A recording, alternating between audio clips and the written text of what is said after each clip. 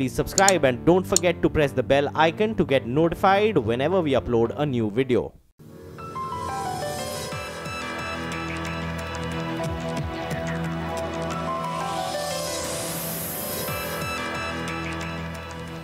आप देख रहे हैं आखिरी सौदा CNBC आवाज पर और देखिए क्या बढ़िया रिकवरी देखने को मिली है। दिन के लो से लगभग 62 अंकों की बढ़त निफ्टी दिखा रहा है। 10,666 के लेवल्स देखने को मिल रहे हैं और बैंक निफ्टी की भी तस्वीर काफी बेहतर दिखाई दे रही है। लेकिन कुछ स्टॉक्स हैं जिन्होंने लीड किया है इस रिकवरी को। रिकवरी मोड में कौन से शेयर हैं वो आपकी स्क्रीन पर लेकर आते हैं। वेदांता, और इसमें हमने 10 मिनट पहले चर्चा कर रहे थे। ये स्टॉक देखिए अब 240 पर आ चुका है, 2% ऊपर है, 250 का टारगेट दिया है, उस पर आपकी नजर होनी चाहिए। आईसीआईसीआई बैंक ने एक बहुत बड़ा योगदान या बहुत बड़ी भूमिका निभाई है निफ्टी बैंक को निचले लेवल से रिकवर करने में। और मिड कैप्स में पटेल इंजीनियरिंग जैसे काउंटर्स हैं जहां पर निचले लेवल से आप देखेंगे तो करीब 5-6% की तेजी दिखेगी, वरना यह स्टॉक 3% ऊपर है। लेकिन सरकारी बैंकों में काफी जान है। State bank of India, PNB, bank of India, Canara, ये कुछ स्टॉक्स हैं जिनमें पिछले 10-15 मिनटों में एक अच्छी तेजी की पोजीशन देखने को मिली है। यहाँ पर खरीदारी हुई है। हालांकि कुछ मंदी के सौदे अभी भी बनाए जा रहे हैं और वक्रांगी तेजी से टूटा है। पिछले कुछ मिनटों में ऊपरी लेवल से टूटता हुआ लोअर सर्किट पर आया 63.55 के लेवल्स। और दूसरी तरफ टाटा स्टील जो आज सुबह में काफी चुस्त था, थाइसन ग्रुप की डील के बाद यहाँ पर मंदी के सौदे या फिर मुनाफा वसूली होती दिखाई दे रही है। 560-550 के लेवल्स इस समय दिखाई दे रहे हैं। तो ये दो काउंटर्स हैं जहां पर वीकनेस, वरना पूरे बाजार में निचले लेवल से कोशिश यही हो रही है कि मंदी की पोजीशंस को कवर किया जाए। प्रदीप, क्या चार्ट्स पर भी यही इशारा पड़ रहे हैं? बॉटम बनाने की कोशिश जारी है अर्चना, और पहले निफ्टी बैंक पे नजर डालते हैं क्योंकि आज वो ज्यादा इंटरेस्टिंग दिखाई दे रहा है हमें। और वो चार्ट आपके सामने इस वक्त आपकी स्क्रीन पर है। आप इसमें ये दो बैंड बने हुए देख रहे हैं। नीचे की तरफ का जो बैंड है उस पर नजर रखिए और हम इसको थोड़ा सा क्लोज करते हैं, वो आपके लिए बड़ा करके दिखाते हैं। देखिए ये स्विंग लोज थे चूंकि 26,100 के आसपास, 26,000 26,100 के बीच में, और वहीं से हमने ये बॉटम बनाया है। पिछले घंटे के दौरान आर्ली चार्ट पे आपको निचले स्तरों पे एक इनगल्फिंग का स्ट्रॉन्ग पैटर्न मिला है। बाउंस करने के लिए जगह या बेस बहुत सिग्निफिकेंट है। नीचे 26,000 के पुट खड़े हैं, इसलिए आप निफ्टी बैंक पे एक तेजी का ट्रेड इस समय बना सकते हैं। इमीडिएट टारगेट 26,375 का हमें नजर आता है। उसके बाद और ऊपर के टारगेट्स देखे जा सकते हैं, लेकिन फिलहाल इस इमीडिएट टारगेट के लिए आप पोजीशन बनाएंगे। और नीचे की तरफ ये जो करीब 26,050 के आसपास के लेवल हैं वो एक इंपॉर्टेंट सपोर्ट के तौर पे नजर आते हैं। तो इस समय मार्केट में किसी भी तेजी की पोजीशन के लिए आपको वो लेवल रखना चाहिए। अगर निफ्टी बैंक में राउंड फिगर में बात करें तो 26,000 का लेवल टूटता है तो उसके बाद फिर आपको यहाँ पर अपनी कोई भी तेजी की पोजीशन बिल्कुल काट लेनी चाहिए। पोजिशनल ट्रेडर्स के लिए ये एक सलाह है। जब तक वो लेवल इंटैक्ट है तो निफ्टी बैंक आपको बाउंस देता रहेगा, ऐसा दिखाई दे रहा है। और ऐसा ही एक बाउंस इस समय हम देख रहे हैं जिसको आप ट्रेड कर सकते हैं। अच्छा, निफ्टी पर नजर डालिए और यहाँ पर जो बड़ा विषय है चिंता का इस समय ये कि क्या निफ्टी बैंक एक lower top lower bottom formation की तरफ अब जा रहा है ऊपर की तरफ। चूंकि देखिए हमने लोअर टॉप्स बनाए हैं और आज भी ऊपर के लेवल से जिस तरह से बिकवाली आई है वो फिर इसी तरफ इशारा कर रही है। और ऐसी स्थिति में मेरा ख्याल है आपको यहाँ पे ऊपरी स्तरों पे जो लगातार दबाव देखने को मिल रहा है वो एक चिंता का विषय रहेगा।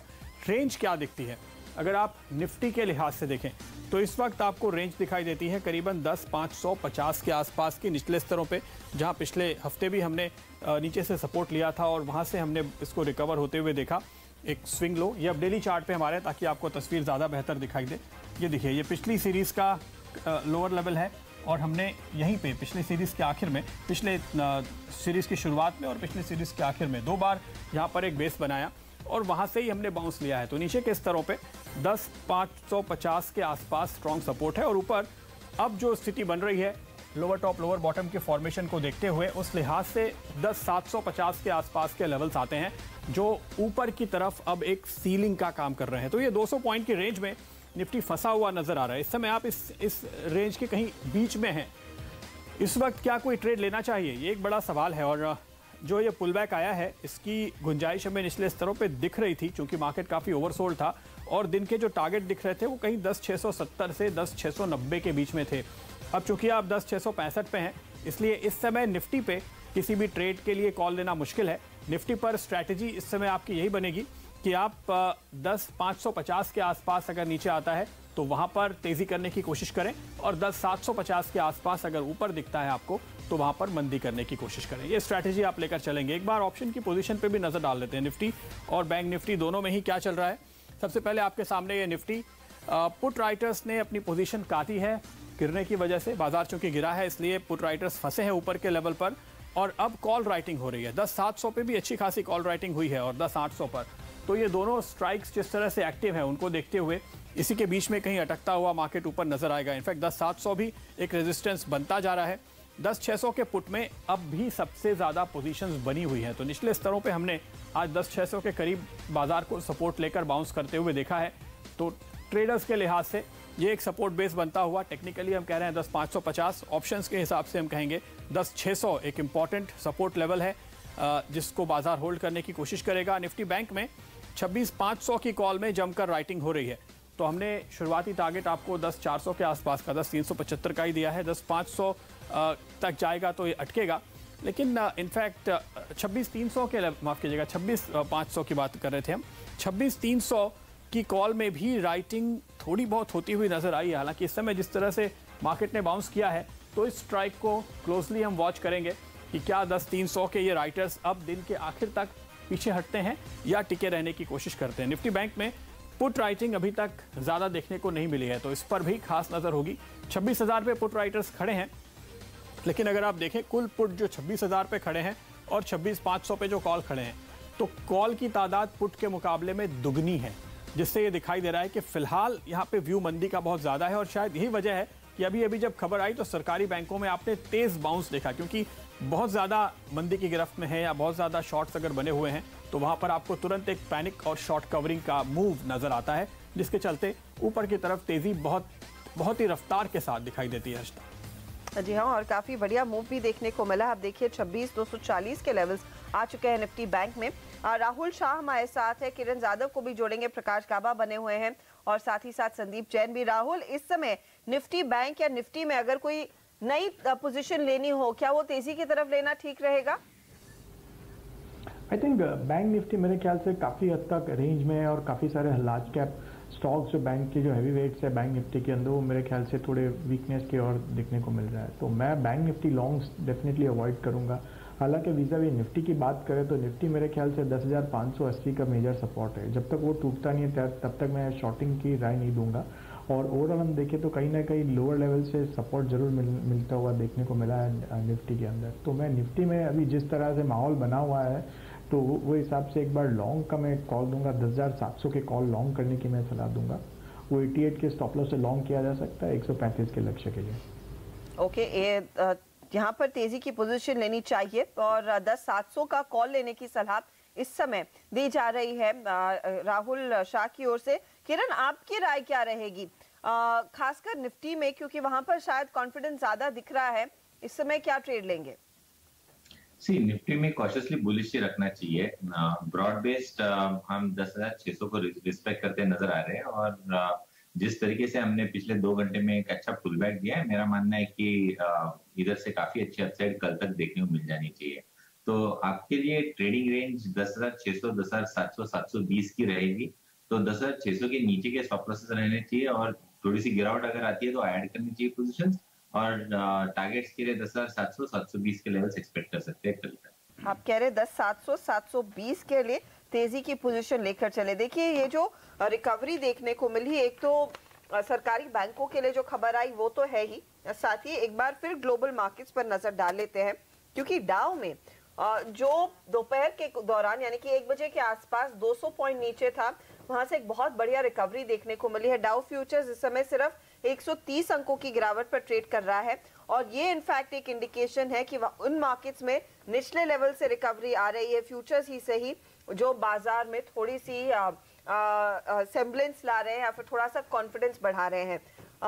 जर्मनी के मार्केट्स मुझे याद है डिस्टिंक्टली 1.5 से 2% नीचे, 1.5% तक की गिरावट तो देखने को मिली थी। अब सिर्फ 40 पॉइंट नीचे है वो इंडेक्स और यही स्थिति फ्रांस के बाजार में। तो निचले लेवल से उन मार्केट्स में रिकवरी आई है। यूरोप और खासकर डाउ फ्यूचर्स की ओर से जो इशारा है वो इनफैक्ट यहाँ पर भी कॉन्फिडेंस दे रहा है कि नेशनल लेवल से रिकवरी आए और 10,660 पर हम इस समय ट्रेड करते हुए। प्रदीप, बिल्कुल, और नजर डालिए टाइटन पे। हम आपको सुबह बता रहे थे कि स्टॉक में आज अच्छी खबर आ रही है, अपग्रेड आ रहे हैं और इसमें आपको एक अच्छी खासी तेजी देखने को मिलेगी, लेकिन बाजार के दबाव के साथ ये भी थोड़ा करेक्ट हुआ अच्छी शुरुआत के बाद। पर अब देखिए नए हाईस पर आ गया है। दिन के लिहाज से अगर आप देखें 899 के करीब इसने नया हाई बनाया है, तो करीबन 300 रुपए के टारगेट जो 900 रुपए के टारगेट जो वागले साहब दे रहे थे वो तकरीबन अचीव हो चुके हैं और उसको पूरी तरह अचीव करने की तैयारी में फिलहाल ये स्टॉक दिखाई दे रहा है। यहाँ पे जो तेजी देखने को मिली है इसके पीछे जो वजह थी सुबह की, हम फिर आपको बता दें, मॉर्गन स्टैनले ने इसको अपग्रेड किया है। टारगेट 1065 से बढ़ाकर 1080 का रखा गया है और इस वजह से हमने यहाँ पर खरीदारी की उम्मीद दिखाई थी और आपको ये जानकारी भी दी थी कि जो इनकी नई स्कीम है पुराने गोल्ड पर बिना किसी डिस्काउंट के उसको खरीदने की, वो भी एक फायदे का सौदा है और इस वजह से आपको अच्छा वॉल्यूम देखने को मिल सकता है। सबसे पहले तो इस पर लगाइए टारगेट अचीव्ड की मोहर। संदीप वागले हमारे साथ जुड़ेंगे, लेकिन इस वक्त इनका टारगेट हासिल हो चुका है 900 रुपए का टारगेट जो सुबह दिया था। मार्केट थोड़ा सा करेक्ट हुआ स्टॉक, लेकिन अब ये टारगेट अचीव हो चुका है। किरण जरा इस पे नजर डालिए। प्रकाश अगर आप देख रहे हो तो आपके पास भी लौट कर आएंगे। किरण पहले आपकी कॉल टाइटन पे। प्रदीप जी, आखिरी सौदा शुक्रवार पे हम बात ही कर रहे थे इसी स्टॉक की जो कंटिन्यूएशन पैटर्न से वापस निकल के आ रहा था, तो हमने भी आपसे बात करते हुए बोला था कि अगले 2-3 ट्रेडिंग सेशन अगर रखते हैं तो 920 के लेवल्स आपको देखने को मिल जाने चाहिए। तो मेरा मानना है कि 920 लेवल्स हासिल होते नजर आएंगे कल परसों तक। और अगर अभी कोई बाय करता है तो रिस्क रिवॉर्ड रेशियो फेवरेबल नहीं है, पर फिर भी 885 के स्ट्रिक्ट स्टॉप लॉस के साथ लॉन्ग पोजीशंस इनिशिएट करने चाहिए। फर्स्ट टारगेट 920 के कल या परसों देखने को मिल जाने चाहिए। प्रकाश, आपकी क्या टारगेट्स रहेंगे टाइटन में? ये स्टॉक भी मैंने कल के लिए बीटीएससी के लिए निकाल के रखा था, अब इसको निकाल दूंगा। इसके टारगेट टेक्निकल 920 के नजर आते हैं कल के लिए। तो 920 पे कंसेंसस दोनों ही और वागले साहब ने पहला टारगेट 900 का दिया था, दूसरा टारगेट इनका भी मुझे याद है प्रदीप, मैंने लिखा हुआ है वो 920 का ही है। हाँ जी, बिल्कुल बिल्कुल सही बात है आपकी। तो यहाँ पर एक कंसेंसस फिलहाल दिखाई दे रहा है टाइटन में। और देखिए हम आपको याद दिलाएं, यहाँ पर जो खबर आई थी शुक्रवार के दिन की बिग बुल ने हिस्सा बेचा है, उसके बाद हमने आपको क्या बताया था कि आप ये ध्यान में रखिए कि बिग बुल का हिस्सा जो बिका है वो दरअसल उनका शायद एक ट्रेडिंग का व्यू था। इस समय भी अगर आप देखें तो डीमोनेटाइजेशन के पहले के लेवल के मुकाबले उनके पास स्टेक ज्यादा है। उन्होंने गिरावट का फायदा उठाया था, खरीदारी की थी और वहां मुनाफा वसूली की। और देखिए अगर आपने हमारी ये राय सुनी हो तो उस दिन का जो लो बना था 826 के आसपास था, 75 रुपए का एक शानदार रिबाउंड आपको मिला है, शानदार रिटर्न यहाँ पर मिला हुआ। और अभी भी देखिए दिन के हाइस पर है 903 पर पहुंचता हुआ अब ये स्टॉक नजर आ रहा है। संदीप जैन, आप सहमत है क्या? टाइटन पे जो मॉर्गन स्टैनले का टारगेट है 1080 का आएगा?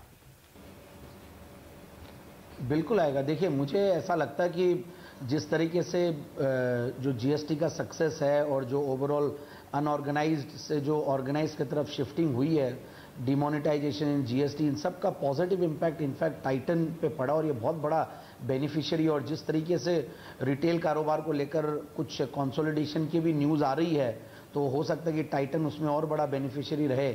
और मुझे ऐसा लगता है कि जो ज्वेलरी का भी जो बाइंग की जो हैबिट्स है वो अनऑर्गेनाइज सेगमेंट से डेफिनेटली यहाँ आ रहा है। और फिर इनके जो दूसरे प्रोडक्ट्स में जो डाइवर्सिफिकेशन है, जो नए लॉन्चेस अवेलेबल, वो टाइटन आए या ये सब चीज़ों का जो इन्होंने लॉन्च किया है पैराफर्नेलिया में और सब में आए हैं, तो मुझे लगता है कि और प्लस जो रूरल डिमांड का जो पुश है वो इनफैक्ट वो तो अभी तक इस कंपनी ने बहुत ज़्यादा अभी तक एनकैश किया ही नहीं है।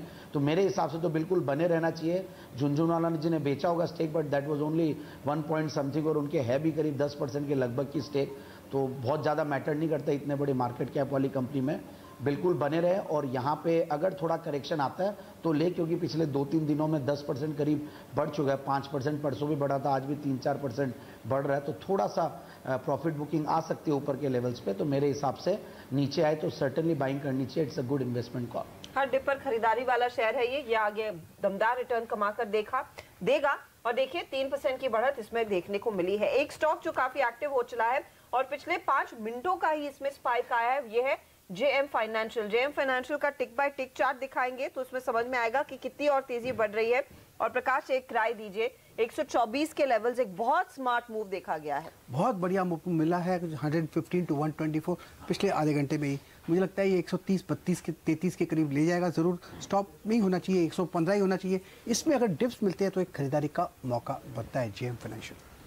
गिरावट में खरीदारी किराए जेएम फाइनेंशियल्स में, लेकिन अभी इसी वक्त आपको कहां खरीदारी करनी चाहिए या शॉर्ट करना चाहिए? अश्विनी गुजराल हमारे साथ जुड़ चुके हैं इस वक्त के कॉल्स लेकर। अश्विनी बताइए।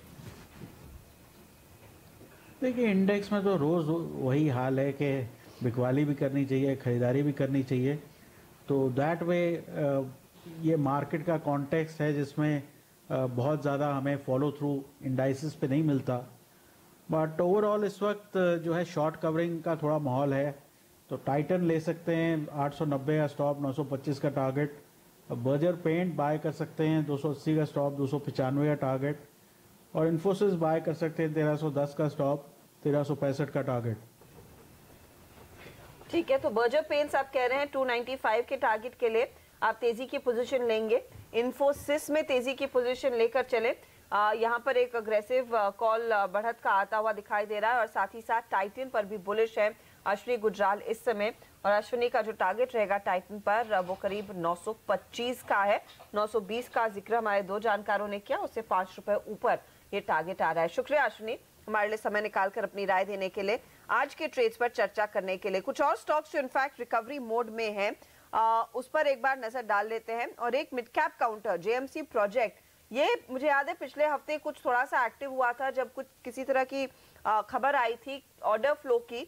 स्टॉक 550 पर है। किरण, ये क्या कुछ चल पाएगा? अच्छा, इसको छोड़िए, टीवीएस मोटर देखिए, क्योंकि टीवीएस मोटर की स्कूटर सेल्स 13.6% बढ़ी है। टोटल सेल्स का जो आंकड़ा है, नोमुरा की एक्सपेक्टेशन थी 2,99,000 गाड़ियां बेचेंगी, 3,13,000 गाड़ियां बेची है। TVS motor stock of the moment 1.5% ऊपर। इसमें क्या ट्रेड लेंगे किरण, ये बताइए। टीवीएस मोटर में लॉन्ग ट्रेड ही रखना चाहिए। स्ट्रिक्ट स्टॉप लॉस रहेगा 554 का, टारगेट्स रहेंगे 577 के। 577 टीवीएस मोटर्स पे 577 का टारगेट किरण इस वक्त आपको सुझा रहे हैं। तेजी की राय है। प्रकाश, आप भी सहमत होंगे?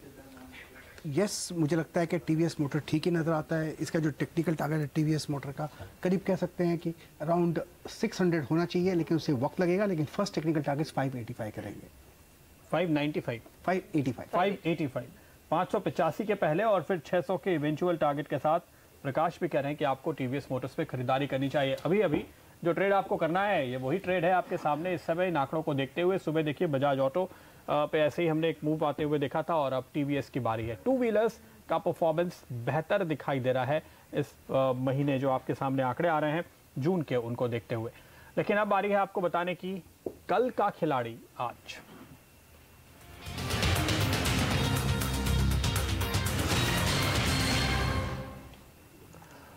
और हमारे साथ हमारे दोनों कप्तान जुड़ चुके हैं अपनी अपनी टीम के प्रोस्पेक्टिव मेंबर्स के साथ। तो कौन है कल का खिलाड़ी जो आज लेकर आए हैं? नीरज और आशीष, आइए जानते हैं। आप बता रहे हो? आप शुरू करते हैं। अच्छा, चलिए पहले आप। ओके, इरशाद वाला हो गया।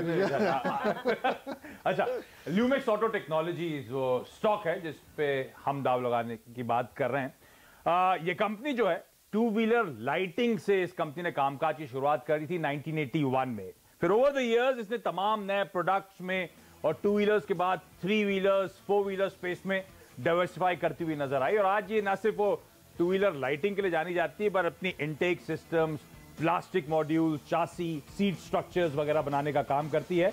और 5 राज्यों में इस कंपनी के पास आज 13 प्लांट्स हैं। और इस कंपनी की तमाम पार्टनरशिप टाइप्स हुए हैं ओवर द ईयर्स। तो इटली की, जापान की, यूएसए की, कोरिया की, स्पेन की, इन सब जगहों की कंट्रीज के लीडिंग फर्म्स के साथ इसने टाइप्स कर रखे हैं। हाँ, ये सारे इंटरेस्टिंगली फुटबॉल प्लेइंग नेशंस हैं।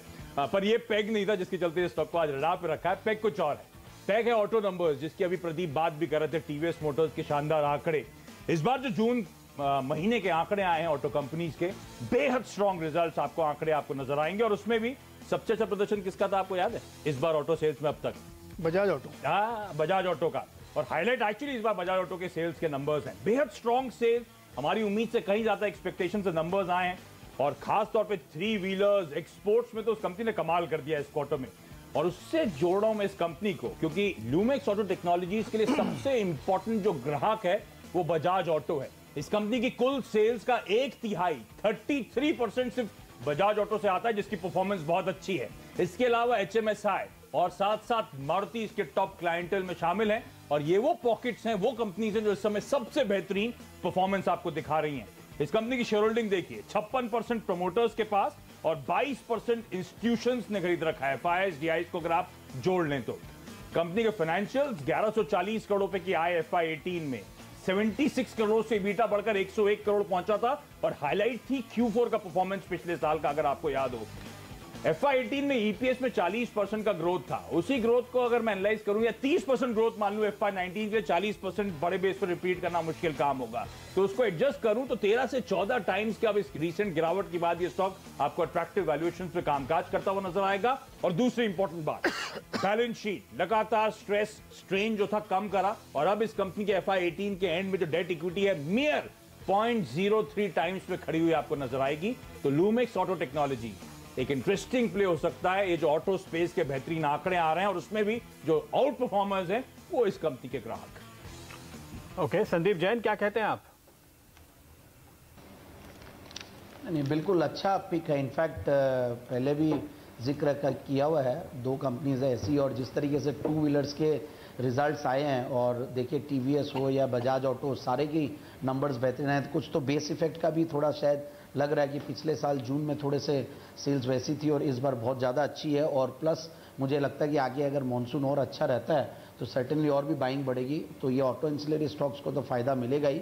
और दूसरा एक और मुझे जो नज़र आया आज वो है टीवीएस श्री चक्र, थोड़ा कम लिक्विड है ये स्टॉक, बेहतरीन कंपनी है इनफैक्ट। और टीवीएस मोटर्स भी अभी चाल में आया, तो मुझे लगता है कि उसका पीकी राइडिंग ये पर्टिकुलर स्टॉक भी कर सकता है। 3000 के लगभग के भाव है मेरे हिसाब से, और जिस तरीके के वैल्यूएशंस है, जो नंबर्स है और जो मैनेजमेंट है, उन सबको देखते हुए लगता है कि ये स्टॉक भी बहुत अच्छा परफॉर्म कर सकता है। तो बिल्कुल ऑटो इंसुलरी स्टॉक्स में बहुत बुलिश हम, और मुझे ऐसा लगता है ये है, जमुना ऑटो है, और फिर तीसरा एक मुंजाल शोआ है, इन सबको देखना चाहिए। यहाँ पे बिल्कुल बाइंग भी की जा सकती है, वैल्यूएशंस के लिहाज से भी सस्ते और करेक्शन भी ये स्टॉक्स दे चुके हैं। ठीक है, अच्छा, लेकिन हम बात कर रहे हैं लूमेक्स ऑटो के डायरेक्टर साहब, वही स्टॉक है, जरा वो स्क्रीन पर लेकर आइए जिसकी हम बात कर रहे हैं। लूमेक्स ऑटो 150-51, 151-50 के लेवल है इस समय दिन के हाइस पे। और स्टॉक पे इंटरेस्टिंगली आज का जो लो था, बल्कि जब हमने बात शुरू की शायद 130 के आसपास के जो लेवल थे, उसके नीचे इस पूरे साल में कहीं दिखा नहीं है। तो रिस्क रिवॉर्ड के हिसाब से अगर आप देखें तो अच्छे लेवल्स लग रहे हैं। इसके हाइज जो इस साल हमने अब तक बनते हुए देखे करीब 185 रुपए के आसपास के थे, तो उसके सामने अभी भी आपको ये मिल रहा है 150 के लेवल पर। प्रकाश, इसके चार्ट्स देखिए जरा, क्या कहते हैं? मुझे लगता है 165 तक जाना चाहिए। 165 आपका टारगेट है। और जब उन्होंने शुरू की थी बात तब 140 के करीब था। हाँ। और इमीडिएटली उसके बाद वो 155 हो गया है। 15 रुपए की 16 रुपए का 17-18 रुपए का मूव हुआ है अभी। तो आप अभी भी खरीदेंगे बेसिकली? बिल्कुल, मुझे लगता है इसमें और अच्छा आप मूव मिल सके। इसमें जब ब्रिस्क मिलेंगे तो मेरे ख्याल से खरीदारी का मौका बनता है। होल्ड करना चाहिए स्टॉक। 170 भी जा सकता है, लेकिन उसे थोड़ा वक्त लगेगा। चलिए, पहला टारगेट तो 165 का है और उसके आगे 170। किरण, इसका चार्ट आप भी देखिए और आप बताइए आप क्या देख रहे हैं इसके चार्ट को पढ़कर? मैं भी सहमत, यही मेरी भी राय यही रहेगी कि करीबन 170-175 के टारगेट्स आपको देखने मिलेंगे। और अगर ट्रेडिंग का व्यू है, एकदम शॉर्ट टर्म का व्यू है, तो आपका स्टॉप लॉस स्ट्रिक्ट रहना चाहिए जो कि 144 पे रहेगा, यानी 10 रुपए के रिस्क है और इधर से करीबन 20 रुपए के रिवॉर्ड्स देखने को मिल सकते हैं। ओके, यहाँ से एक तगड़ा अपसाइड देखने को मिलेगा। देखिए, स्टॉक तो इस समय एक्टिव हो चुका है। ये है वो खिलाड़ी जो आशीष अपनी टीम में कल डाल सकते हैं, और 16% की तेजी देखने को मिल गई और टारगेट देखिए बढ़ चढ़ के आ रहे हैं। इनफैक्ट टारगेट आशीष ने जो कहा था वो तो हिट हो ही गया, लेकिन उसके ऊपर के भी टारगेट्स हमने आपको दे दिए। 165-170 के लिए आप अभी भी खरीद सकते हैं। एक बढ़िया क्वालिटी का शेयर और उसमें मोमेंटम जरूर देखने को मिलेगा। नीरज, अब बताइए आपका कल का खिलाड़ी। मेरा कल का खिलाड़ी एक मेटल केमिकल कंपनी है जो आदित्य बिरला ग्रुप की है, उसका नाम है टेनफेक इंडस्ट्रीज। ये एक बिरला ग्रुप की सबसे छोटी कंपनी आप कह सकते हैं। वो कंपनी है, इसका मेन काम ये है कि एल्युमिनियम इंडस्ट्री के लिए ये हाइड्रोक्लोराइड बनाते हैं, और ये लार्जेस्ट कंपनी है इंडिया की इस सेगमेंट में काम करने वाली। तमिलनाडु के कडलोर में इनका एक बड़ा प्लांट है, और ये प्लांट इन्होंने तमिलनाडु गवर्नमेंट और आदित्य बिरला ग्रुप ने मिलकर लगाया था, जिसमें पिलानी इन्वेस्टमेंट जैसे कई प्रमोटर्स थे। इसके अलावा कुछ HNIs ने इसमें अपनी हिस्सेदारी ले रखी, तो प्रमोटर की हिस्सेदारी इसमें 51% के आसपास है। बाकी और HNIs और छोटे इन्वेस्टर्स के पास है। कंपनी इंटरेस्टिंग मुझे इसलिए लगी कि अगर आप देखें तो पूरा जो मेटल सेक्टर में रैली दिखने को मिली है, उस रैली के दौरान जिसका ये मेन प्रोडक्ट है इनका जो एल्युमिनियम फ्लोराइड का, उसकी कीमत $1750 चल चुकी है, जो पिछले 6 महीने अगर आप देखेंगे तो इससे 30% नीचे पे बिक रही थी। यानी जिस प्रोडक्ट को ये बनाते हैं उसकी कीमत में ज़बरदस्त उछाल देखने को मिला है।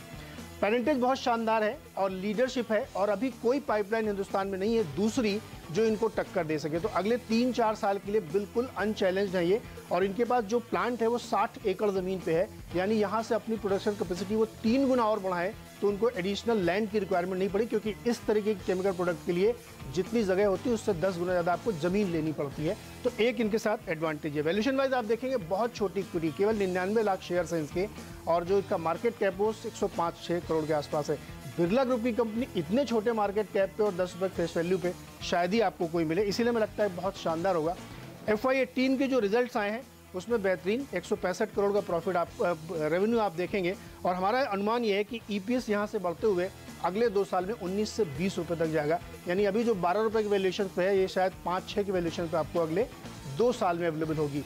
तो ये बेहतरीन पेरेंटेज, इंडस्ट्री आउटलुक कम से कम 3 साल का यहाँ से बहुत बेहतर है, और लीडरशिप पोजीशन है, और कोई यहाँ पे चैलेंज की गुंजाइश नहीं है। इसलिए हमें लगता है कि ये स्टॉक बहुत ही बेहतरीन परफॉर्म करेगा, इसमें खरीदारी कर सकता है कोई भी।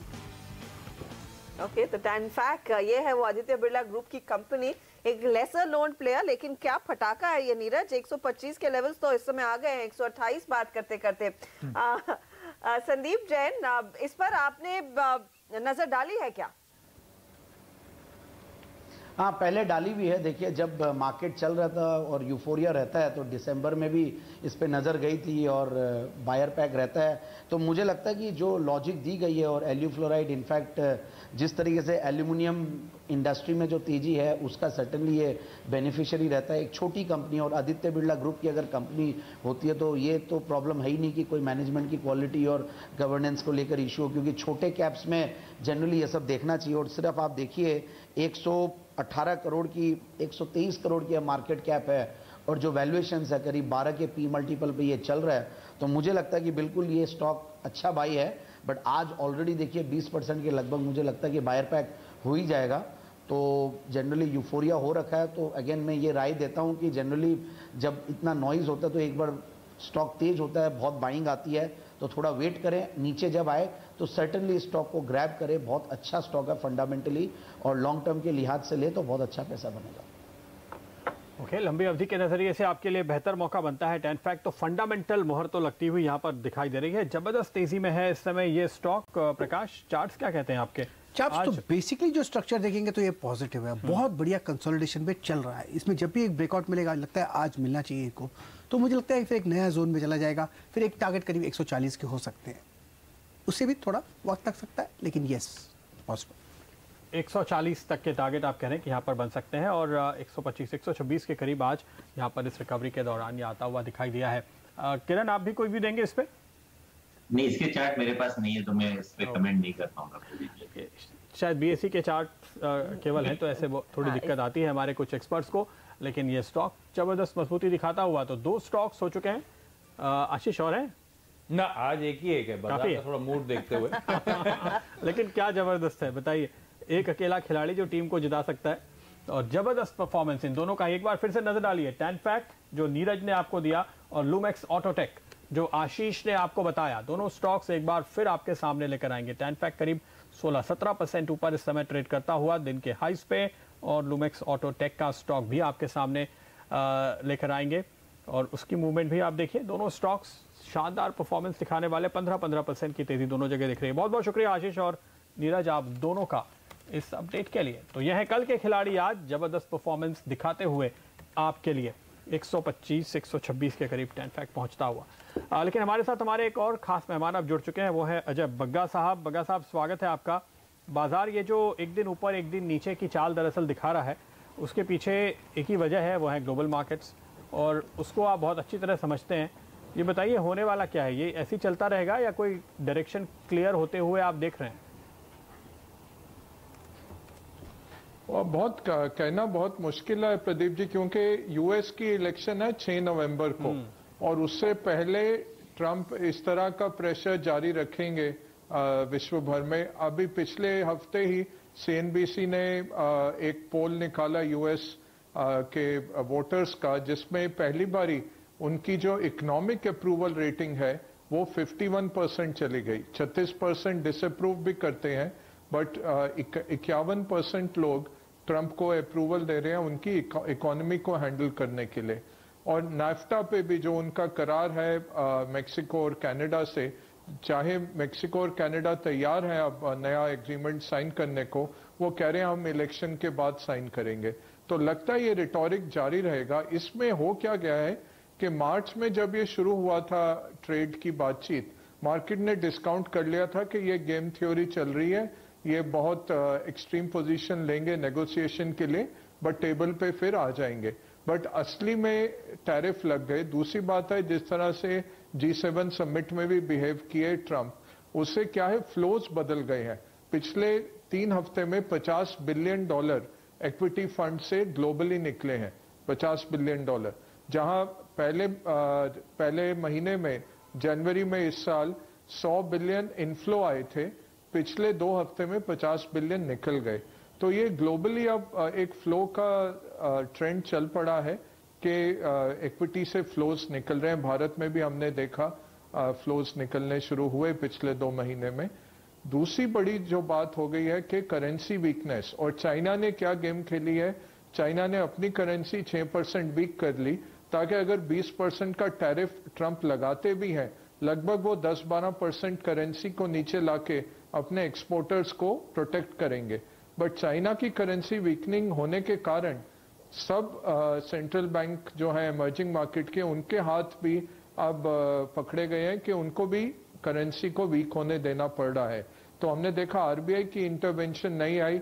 जब 29 जून को नहीं आई, हमें लगा चलो एंड ऑफ द मंथ के फ्लोज हैं, बट 30 को भी आरबीआई नहीं उतरा मार्केट में। और आज भी हमने देखा इतना इंटरवेंशन नहीं है जो नॉर्मली वो पीएसयू बैंक्स के थ्रू करते हैं। तो ये जो 6% चाइना ने करेंसी गिरा दी है 2 हफ्ते में, उसके आगे भारत को भी विवशतावश अपनी करेंसी नीचे और करनी पड़ेगी। और आप देख रहे हैं ये अक्रॉस इमर्जिंग मार्केट में हो रहा है। इससे क्या है, रिस्क ऑफ हो जाता है, कैरी ट्रेड चलनी बंद हो जाती है और फ्लोज फिर से और तेजी से बाहर जाते हैं। तो ये थोड़ा सा एक माहौल खराब हो रहा है ऑन अ मैक्रो लेवल। और ये अब देखना पड़ेगा किस तरह से। अब 6 जुलाई की उनकी डेडलाइन है चाइना के ऊपर टैरिफ अनाउंस करने का $35 बिलियन के सामान पे। अगर वो कुछ फ्राइडे रात को वो आएगा हमारे टाइम पे, उसके चलते मार्केट्स थोड़े वीक रहने की उम्मीद है। जो आशा की किरण है कि अगले हफ्ते से अर्निंग सीजन शुरू है और ईयर ऑन ईयर दमदार अर्निंग्स आएंगे, तो हो सकता है अर्निंग्स के ऊपर कुछ स्टॉक्स ऊपर चलें, बट ओवरऑल इंडेक्स बहुत मुश्किल हो जाती है ऐसे ग्लोबल मैक्रो डिटीरियोरेशन में। चलिए, ग्लोबल मैक्रोस पर दबाव रहेगा, ये भारी पड़ सकता है इंडेक्स पर, लेकिन फोकस रहेगा अर्निंग्स पर और अर्निंग्स की चाल मजबूत रहने के पूरे आसार। टेक्नोलॉजी कंपनियों में एक बार नजर डाल लेते हैं, क्योंकि इन्फोसिस अब लगभग 2% ऊपर है ट्रेड में। टेक महिंद्रा में नेशनल लेवल से एक बहुत बढ़िया रिकवरी देखने को मिली है। इस पर मैं अजय सर आपकी राय भी लूंगी, लेकिन चार्ट्स पर क्या इशारा है किरण, इन्फी या टेक महिंद्रा, कहां पर ज्यादा क्षमता है तेजी दिखाने की? टीसीएस कुछ रिकवर करने की कोशिश में, लेकिन 1851 पर आज थोड़ा सा ठंडा है। ये तीनों चार्ट देखते हैं तो मुझे लगता है कि इन्फी लॉन्ग ट्रेड के लिए बहुत अच्छा देखने को मिल रहा है। पूरे दिन भर ये करीबन 5 रुपए के दायरे में ट्रेड कर रहा था। दोपहर के 1 बजे के करीब एक बहुत अच्छी मूव आ गई और उसको ब्रेकआउट दे दिया है। और मेरा मानना है कि ये नॉर्थ बाउंड मूव चलती रहेगी। 1320 का स्टॉप लॉस रखना चाहिए, 1355 के टारगेट्स कल तक देखने को मिल जाने चाहिए। ओके, तो यहाँ पर तेजी है। और देखिए इन्फोसिस, सबसे पहले हमने आपको जो बुल ट्रेड बताया था आज का, वो यही था, नए हाईज इस स्टॉक ने बनाए। बाजार का मूड चाहे कुछ भी रहा हो, और जब बाजार का मूड सुधरा है तो उसका थोड़ा फायदा यहाँ पर भी आपको साफ तौर पे बनता हुआ नजर आ रहा है। लेकिन प्रकाश, ये बताइए, इस समय कोई ट्रेड दिख रहे हैं आप जो आज बचे हुए आधे घंटे के लिए या बल्कि कल के लिए करके जाएंगे? 2 स्टॉक्स हैं, बताइए। एक तो है सीजी पावर। मुझे लगता है सीजी पावर में एक अपमूव शुरू हुआ है। इसका जो technical target on the upside 62 का है, स्टॉप होगा 57। सीजी पावर मुझे ठीक ही नजर आता है, तो ये बाय कॉल है सीजी पावर में। बिल्कुल एक ही स्टॉक। दूसरा है टाटा एलेक्सी, यहाँ पर भी एक अपमूव मिला था और आज कंसोलिडेटेड मोड पर है। अपमूव इसका फिर शुरू होगा। इसका टेक्निकल टारगेट होगा 1360, स्टॉप होगा 1337 का। तो तेजी की कॉल टाटा एलेक्सी पे 1360 तक के टारगेट आने की गुंजाइश दिखाई देती है। किरण, आपने भी कुछ ढूंढा है इस समय? 2 काउंटर्स है बीटीएससी के तौर पे देखा जा सकता है। पहला रहेगा एशियन पेंट्स। मुझे लगता है कि एशियन पेंट्स में काफी अच्छी अपसाइड देखने को मिल जानी चाहिए। एशियन पेंट्स ने जिस तरीके से एक पिछले 5 दिनों का कंसोलिडेशन के बाद एक अच्छी अपमूव अच्छे वॉल्यूम्स के साथ की दी है, मेरा मानना है कि ये स्टॉक 1278 के स्टॉप लॉस के साथ बाय करना चाहिए। 1320 के टारगेट्स आपको देखने को मिल जाने चाहिए। दूसरा हेवी वेट रहेगा हिंदुस्तान यूनिलीवर, यहाँ पे भी बाय करके ही चलना चाहिए। इधर मेरा स्टॉप लॉस रहेगा 1635 का और टारगेट्स के लिए 1667 के लेवल्स आपको कल तक देखने को मिल जाने चाहिए। 1667 कल तक आप कह रहे हैं HUL अचीव करके देगा। HUL देखिए चुपचाप 1641 के लेवल्स पर आ चुका है आज और यहाँ पर तेजी की पोजीशन, साथ ही एशियन पेंट में भी रफ्तार बढ़ेगी। 1320 के टारगेट के लिए खरीदे। प्रकाश कैरेट आ रहा है एलेक्सी 1360 का टारगेट, तेजी की पोजीशन, और 62 के टारगेट के लिए CG पावर में भी तेजी की पोजीशन लेकर चले। ये इस समय के BTST आइडियाज है। अजय सर, आपकी राय टेक्नोलॉजी कंपनियों में, क्योंकि अगर ये मैक्रो पिक्चर थोड़ी हमारे लिए नेगेटिव रहने वाली और डॉलर लार्जली मजबूत हो रहा है, तो क्या वो डॉलर के फेवर वाला ट्रेड IT फार्मा में आप बढ़ाना चाहेंगे एक्सपोजर?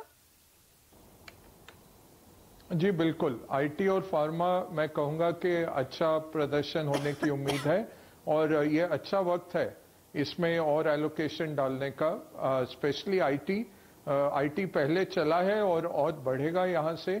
फार्मा शुरुआत हो रही है, अभी फार्मा की टर्न होने की शुरुआत हो रही है, बट अगले 1 साल में अच्छे रिटर्न देने की बहुत स्ट्रांग उम्मीद है। तो दोनों काउंटर पॉजिटिव है हमारे लिए, दोनों सेक्टर पॉजिटिव है, IT और फार्मा। इसके साथ जो आपको लेना है वो है domestic consumption. Year on year growth बहुत अच्छी रहेगी। जून लास्ट ईयर याद करिए GST था, डीस्टॉकिंग चल रही थी, मैन्युफैक्चरिंग बिल्कुल रुका हुआ था और सेल्स भी रुके पड़े थे, और हमने देखा है जून में जिस तरह ऑटो के अच्छे नंबर आ रहे हैं, ये सब दर्शा रहा है कि वो डिमांड वापस आ रही है। इस बारी खरीफ की फसल के बाद रूरल डिमांड भी फिर से बढ़ेगी। अगले हफ्ते सरकार MSP का भी ऐलान कर रही है, तो किसानों के जेब में और पैसा डाला जाएगा इलेक्शन के चलते। इस सब से कंजम्पशन सेक्टर को बहुत फायदा है। तो कंजम्पशन के जितने भी सब सेक्टर्स हैं उन सब में खरीदारी करनी चाहिए इस साल। आप ये जो कंजम्पशन थीम और स्पेशली टू व्हीलर्स का जिक्र कर रहे हैं, आज सुबह से हमने चर्चा कर रहे हैं कि बजाज ऑटो के आंकड़े देखिए, वहां पर क्लियर कट साइन है कि अब इस कंपनी में और जोश देखने को मिलेगा। मैनेजमेंट खुद बुलिश है, नॉट ओनली एक्सपोर्ट मार्केट पर लेकिन इंडियन डोमेस्टिक मार्केट पर भी। TVS मोटर की अभी हमने बिक्री के आंकड़े देखे, वहां पर भी काफी बढ़िया ग्रोथ देखने को मिली है। तो क्या वो टू व्हीलर्स पर ज्यादा फोकस आएगा? क्या ये कंपनियां आउट परफॉर्म करने की क्षमता रखती हैं बग्गा साहब? नहीं, बिल्कुल रखती हैं, बट हर्षदा आप देखिए तो ऑटो पूरा ही अच्छा कर रहा है। पैसेंजर व्हीकल हो उसमें स्ट्रांग ग्रोथ है, ट्रैक्टर्स में स्ट्रांग ग्रोथ है, कमर्शियल व्हीकल्स में ग्रोथ लौटी है।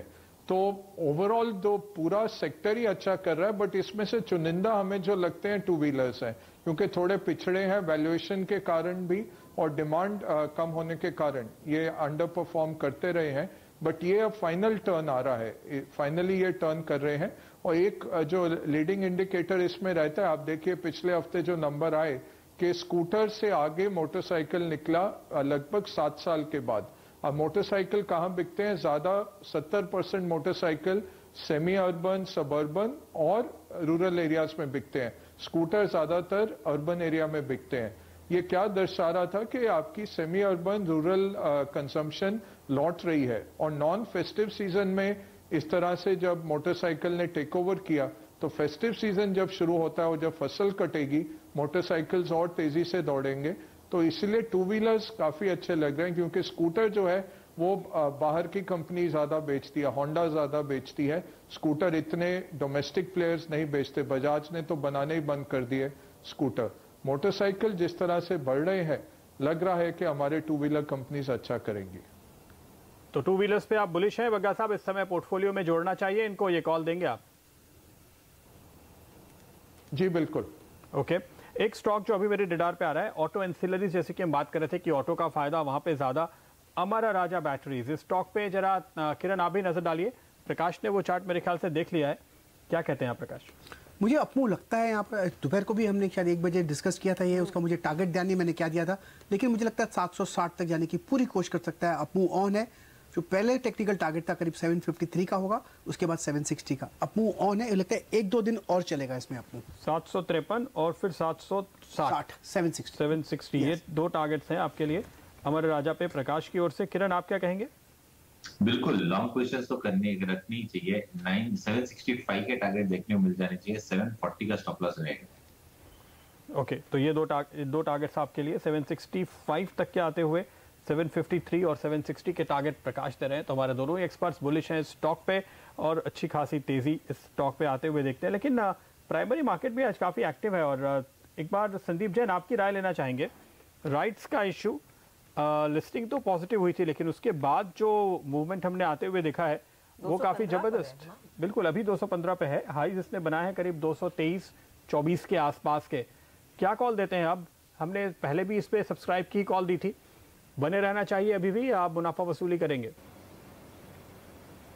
बिल्कुल, मैंने जो कॉल दी थी वो subscribe with for long term investing भी था और साथ में लिस्टिंग गेन्स भी था।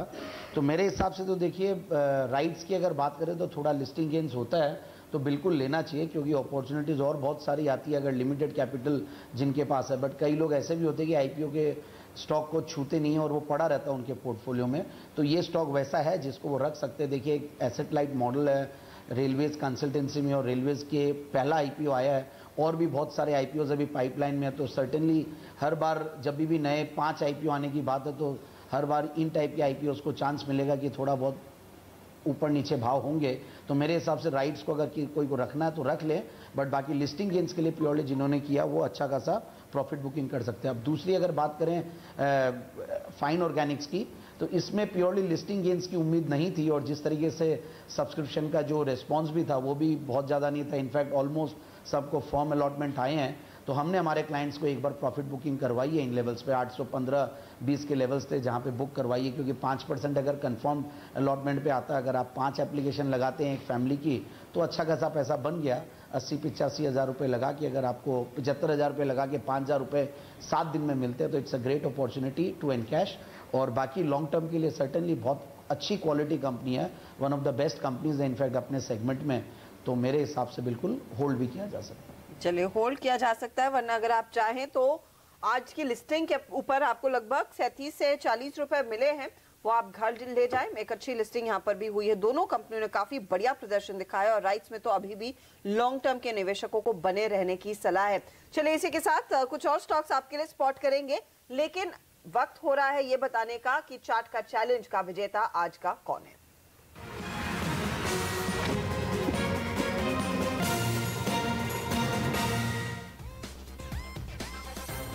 और आइए आपके सामने अब वो चार्ट लेकर आते हैं जो सुबह हमने आपको दिखाया था और उसके बाद आपको 2 क्लूज भी हमने दिए थे कि आप ये स्टॉक पकड़ पाए। 67-68% के रिटर्न, क्या जबरदस्त परफॉर्मेंस है। और देखिए क्लूज क्या थे? राकेश झुंझुनवाला बिग बुल का निवेश है और कंपनी का प्रोडक्ट घर घर में पॉपुलर है। हाँ, कह सकते हैं बड़ा ब्रांड है अपने सेक्टर का, हालांकि थोड़ा सा महंगा प्रोडक्ट ज़रूर है इनका। तो आइए बताते हैं आपको कौन सी थी ये कंपनी। यह है आपके सामने आज के चार्ट का चैलेंज का जवाब और ये कंपनी थी टाइटन। इस साल शानदार परफॉर्म करने वाला ये स्टॉक, इस तरह के मार्केट में भी जबरदस्त रिटर्न इस कंपनी ने आपको कमा कर दिए हैं। और आज के भाग्यशाली विजेता कौन बने ये भी आपको बता देते हैं। तरुण कुमार सिंह कोलकाता से ये है हमारे आज के विनर और इनको मिलता है एक शानदार इनाम जो आपके सामने हम लेकर आएंगे।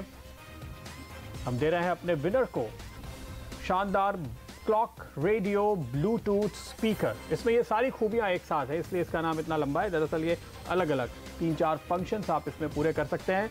तो सिंह साहब आपको बहुत बहुत बधाई और इनसे मिलेंगे कल 11 बजे सौदा आपका। और आइए इस बीच नजर डालते हैं एक बार फिर बाजार में किन स्टॉक्स पे ज्यादा हलचल देखने को मिल रही है और मूवमेंट बनता हुआ। अशोक लेलैंड हमारे प्रोड्यूसर बता रहे हैं कि एक शार्प मूव इस पर आता हुआ दिखाई दिया है। अशोक लेलैंड के स्टॉक को आपके स्क्रीन पर लेकर आएंगे और इसके अलावा इस घंटे मूवमेंट देने वाले दूसरे स्टॉक्स पर भी आप नजर रखिए। ज्योति लैबोरेटरीज एक स्टॉक अभी मेरे रडार पे आ रहा है जहां पे एक तेज उछाल हमने आते हुए देखा है। इन स्टॉक्स पर अच्छी खासी मूवमेंट बनती हुई, लेकिन निफ्टी थोड़ा सा ऊपर के लेवल पर अटका है, इसलिए कुछ एक स्टॉक्स जरूर उछाल ले रहे हैं पर उतना जबरदस्त मोमेंटम नहीं। इसके अलावा फोर्टिस हेल्थ केयर है, VIP है, SKF है, ये कुछ और स्टॉक्स हैं जिनमें हम थोड़ी मूवमेंट आते हुए देख रहे हैं आज के ट्रेड में। अच्छा, बढ़ने वाले स्टॉक्स में रेन इंडस्ट्रीज पे अब देखिए सर्किट लगता हुआ दिखाई दे रहा है। GMR इंफ्रा पे कुछ हाल आया है। थॉमस कुक थोड़ा मजबूत होता हुआ। गिरने और बढ़ने वाले शेयर्स का इक्वेशन थोड़ा बेहतर हो चुका है। अब अगर आप देखें तो जब हमने शुरुआत की थी तब हम कह रहे थे 2 ऊपर तो 5 नीचे, अब हम कह सकते हैं 1 ऊपर तो 2 नीचे, यानी ये मार्केट ब्रेथ थोड़ी सी संभलती हुई नजर आ रही है। बगा साहब, मिड कैप में जो दबाव हमें लग रहा था कि शायद पिछली सीरीज की एक्सपायरी के साथ खत्म हो गया, उस हिसाब से शुक्रवार को हमने तेजी की, आज फिर से वो प्रेशर देखने को मिला। इस समय आप कैसे असेस कर रहे हैं, क्या ये मिड कैप की टेक्निकल दिक्कतें अभी दूर नहीं हुई हैं? देखिए, जो मिड कैप स्टोरीज अच्छी है कि मैनेजमेंट ऑनेस्ट है और कैश फ्लो पॉजिटिव है, ऑपरेटिंग मार्जिन है, उनको तो जरूर खरीदिए, बट लॉन्ग टर्म होल्ड करना पड़ेगा क्योंकि ये साल थोड़ा मुश्किल रहेगा मिड कैप्स के लिए। स्पेशली इम्पैक्ट कॉस्ट ज्यादा होती है और खरीदार नहीं थे, बिकवाली बहुत की म्यूचुअल फंड्स ने, उसके चलते हमने देखा काफी स्टॉक्स की करेक्शन हो गई। दूसरी बात है कि जब इस तरह से तेजी हुई पिछले 2-3 साल में मिड कैप्स में, तो सब तरह के, सब क्वालिटी के स्टॉक्स भी साथ में चल पड़े और अब काफी हमने देखा है जो खोखले हैं स्टॉक्स या क्रिकेट मैनेजमेंट्स हैं वो ज्यादा तेजी से गिरे नीचे। तो ये जरूर देखना पड़ेगा कि मैनेजमेंट को देखिए और कैश फ्लो देखिए। इसलिए मैं कहता हूं कि बेस्ट ऑल्टरनेटिव रिटेल निवेशक के लिए है कि म्यूचुअल फंड के थ्रू ओन करिए। वो फंड मैनेजर 30-40 स्टॉक बना के आपको पोर्टफोलियो दे देगा, 2% चार्ज करेगा साल का आपसे, बट आपको डाइवर्सिफिकेशन मिल जाती है 5,000 रुपए में। बट अभी भी मैं कहूंगा कुछ चुनिंदा मिड कैप ऐसे हैं जिनकी स्टॉक कैश फ्लोज अच्छी हैं, मार्जिन्स अच्छे हैं, ओवरऑल सेक्टर अच्छा लगता है हमें, तो ये एक अपॉर्चुनिटी भी जरूर आएगी। ऐसा नहीं है कि बिल्कुल ये खत्म होने वाले हैं, और वो हम देख भी रहे हैं कि थोड़ा उछाल आ जाते हुए और बढ़ेगा। तो लॉन्गर टर्म के लिए भी ये अच्छा टाइम है, कुछ मिड कैप्स खरीदे जा सकते हैं। ओके, तो कुछ मिड कैप्स में तेजी की पोजीशंस ली जा सकती हैं। बगा साहब इनफैक्ट वो स्पेसिफिक स्टॉक्स का नाम नहीं लेते हैं तो उनसे पूछ नहीं रही हूँ, लेकिन संदीप, आपने अगर 1-2 ऐसे मिड कैप्स आइडेंटिफाई किए हो जो आप इस मार्केट में खरीदना चाहेंगे तो बताइएगा। देखिए, करेक्शन तो बहुत बड़ा हो चुका है और ऐसा लगता है कि स्टॉक स्पेसिफिक एक्शन सर्टेनली रहेगा और डरना तो चाहिए, बट फिर भी इस टाइप के अगर करेक्शन आ जाए तो सर्टेनली माउथ वाटरिंग है और कई तो बहुत ही अच्छे करेक्शन दे चुके हैं। और पर्टिकुलरली अगर आप PSUs में देखें तो वो तो फ्लेवर में भी नहीं है और अच्छे खासे करेक्शन दे चुके हैं, बट वहाँ पे डिविडेंड यील्ड्स और ग्रोथ और प्रोमोटर का कोई रिस्क है नहीं, तो सर्टेनली बाइंग करनी चाहिए। नज़रिया सर्टेनली थोड़ा लंबा रखना पड़ेगा। तो हमेशा से मैंने, जैसे कि RCF है, ये तो मैंने रेकमेंड किया ही है, वो अच्छा खासा एक देखिए 115 के लेवल से अभी 69-70 के लगभग है। डाउन साइड बहुत बुरे से बुरा देखिए 67-65 और बुरा करे तो 60 रुपीज़, तो 10-15% का करेक्शन ज़्यादा से ज़्यादा अगर झेलने की कोई ताकत रखे तो बिल्कुल इस स्टॉक को लेना चाहिए। बामर लॉरी मैंने पहले भी बताया था, बहुत ही बेहतरीन स्टॉक है, अच्छी खासी एक प्रोडक्ट पोर्टफोलियो बना हुआ है, अच्छे ब्रांड्स का ऑनर है और वो भी बहुत ही सस्ते वैल्यूएशंस पे अवेलेबल है।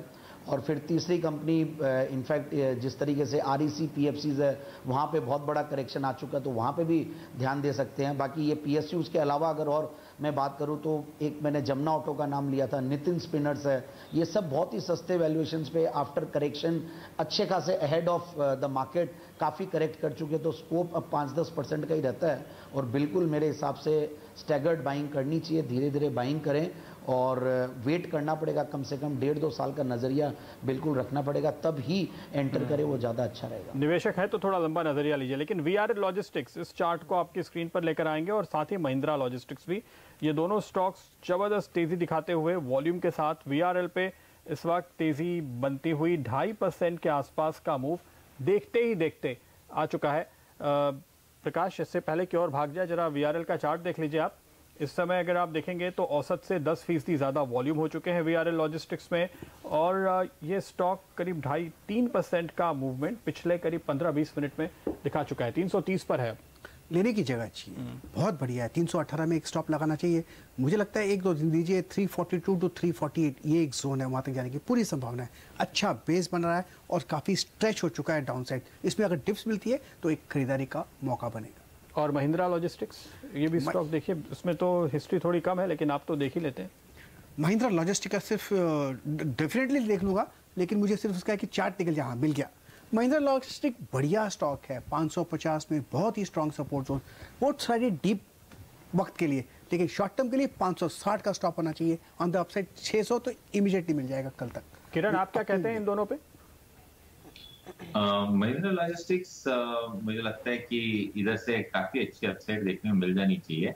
अच्छा चार्ट पैटर्न है और एक अच्छा बेस 550 के करीब बन चुका है। तो मेरा मानना है कि 550 के नीचे के स्टॉप लॉसेस रखने चाहिए और टारगेट्स के लिए जो रिसेंट स्विंग हाइज है 640 650 के, ये टेस्ट होते नजर आएंगे, पर इसके लिए थोड़ा टाइम लगेगा। VRL logistics relatively weak chart structure देखने को मिल रहा है, तो अगर ये दोनों कंपेयर करना है तो मैं महिंद्रा लॉजिस्टिक्स के साथ चलना चाहूंगा। ओके, तो महिंद्रा लॉजिस्टिक्स में भी एक तगड़ी तेजी बनती हुई दिखाई दे रही है। दोनों ही हमारे जानकार बुलिश है। एक स्टॉक जिसका जिक्र सुबह में क्या था, मेरे ख्याल में वीके शर्मा जी ने, वो है यूपीएल। प्रदीप, आपको याद होगा उन्होंने कहा कि एक कॉल लेकर चले, 620 के ऊपर वाला आप कॉल लेंगे तो बेहतर होगा। 625 के लेवल्स इस समय 1% तक की तेजी, और अगर आप पिछले 1 महीने या फिर 2 महीने का चार्ट देखेंगे तो इसने अंडर परफॉर्म किया है। प्रकाश, क्या इसमें अब टर्न अराउंड की शुरुआत हो रही है? स्ट्रेच्ड हो चुका है ऑन द डाउन साइड, एक मूव बनता है साइडवेज या अप मूव। मुझे लगता है इसमें बायस ऑन द अपसाइड है। सिर्फ एक स्टॉप लगाना पड़ेगा यूपीएल में करीब 615 का, और मुझे लगता है कि टेक्निकल टारगेट 635 से 640, ये शायद कल तक भी आ सकता है। 635 से 40 के टारगेट्स प्रकाश दे रहे हैं। संदीप जैन, आपकी क्या राय रहेगी यूपीएल पर? ये तो ब्राजील की करेंसी जिस तरह से टूट रही थी और यूपीएल का एक बहुत बड़ा एक्सपोजर वहां पर है, उस लिहाज से गिरा था काउंटर, लेकिन यहाँ पर वो सोयाबीन का एक कनेक्शन है जो विनोद जी कह रहे थे। कंसिडरिंग आप उस मार्केट को काफी क्लोजली ट्रैक करते हैं, आप कैसे पढ़ रहे हैं, ये रिवाइवल क्या लास्ट होगा? देखिए, मुझे ऐसा लगता है कि यूपीएल में बिल्कुल जिन्होंने ले रखा वो होल्ड करके रखे हैं। करेक्शन अच्छा खासा आ चुका है और जो वैल्यूएशंस पे अब अवेलेबल है, इन लेवल्स पे अब एग्जिट करने का कोई औचित्य नहीं है। इनफैक्ट और पर्टिकुलरली मुझे ऐसा लगता है कि ये जो भी एग्री इनपुट्स रिलेटेड जो कंपनीज है, ये सब अच्छा ही करेंगी और मेरे हिसाब से तो इन लेवल्स पे होल्ड करें।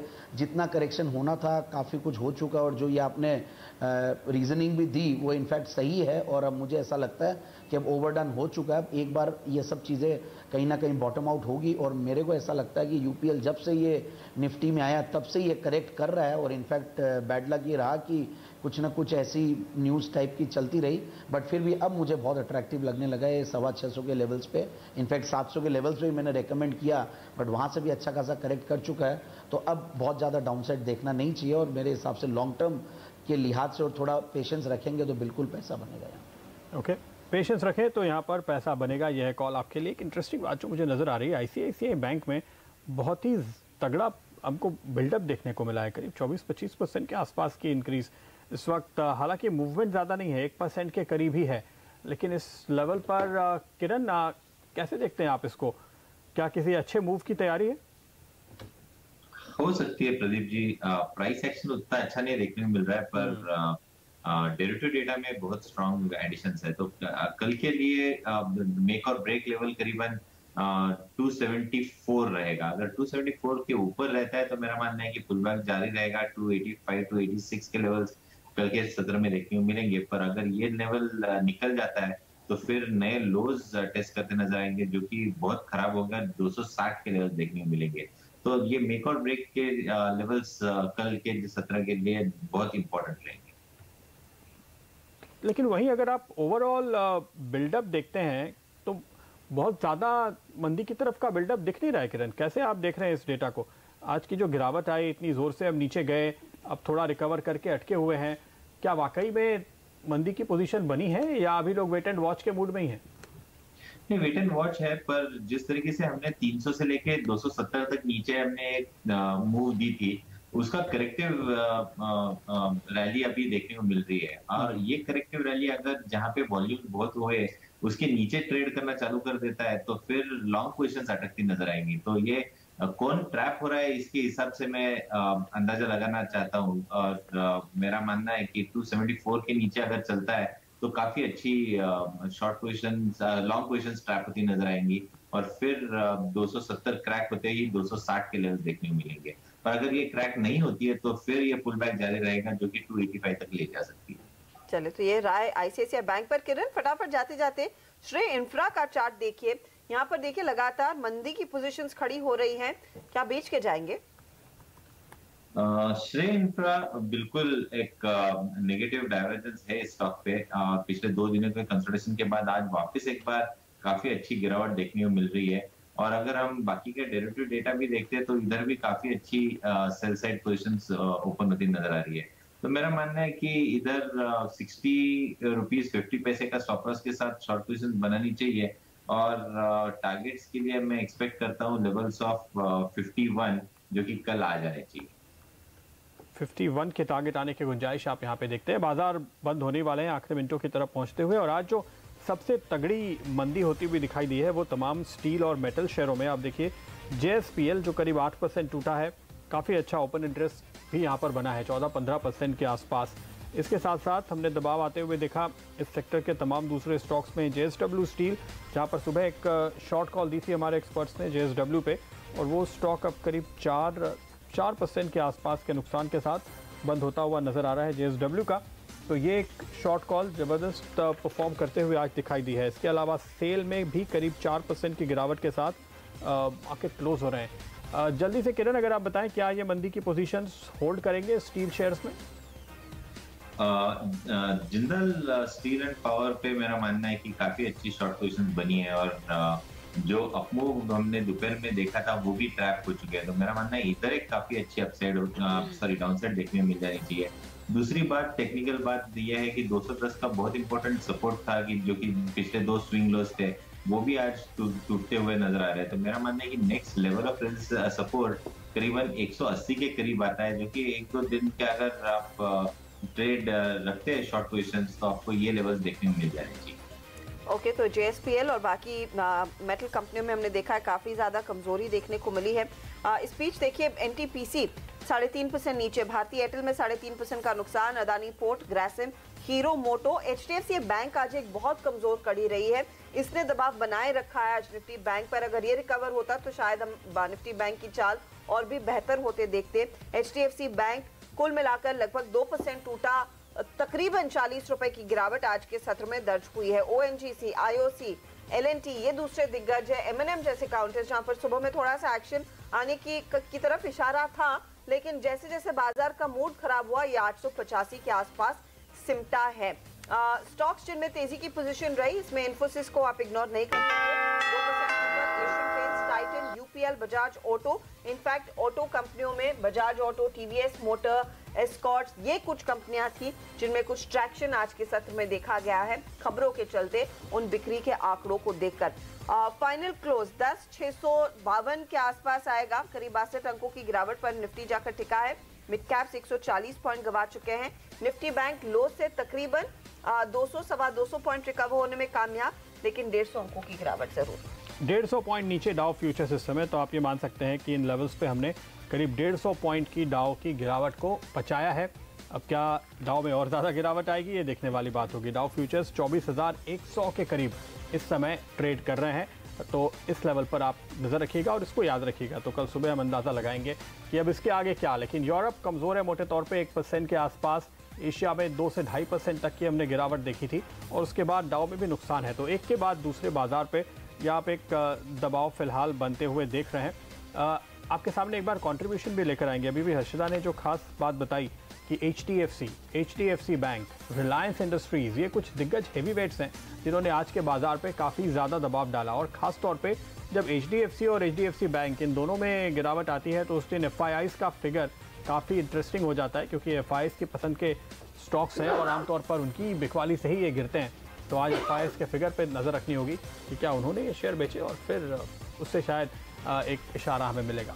लेकिन वक्त है इजाज़त लेने का। अपने सभी मेहमानों से बहुत बहुत शुक्रिया आप सभी का हमारे साथ जुड़ने और ये सारे कॉल देने के लिए।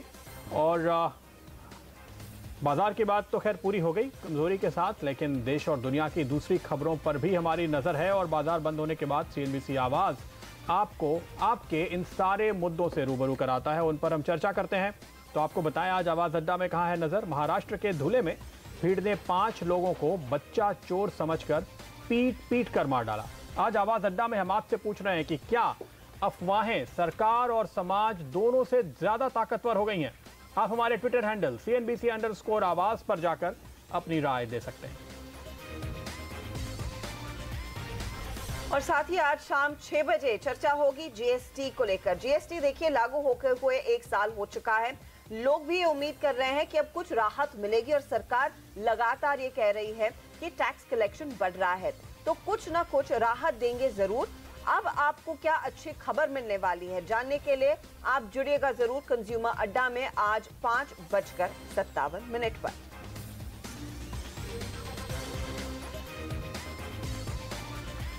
और इसके साथ ही आखिरी सौदा में फिलहाल हमें दीजिए इजाजत। नमस्कार।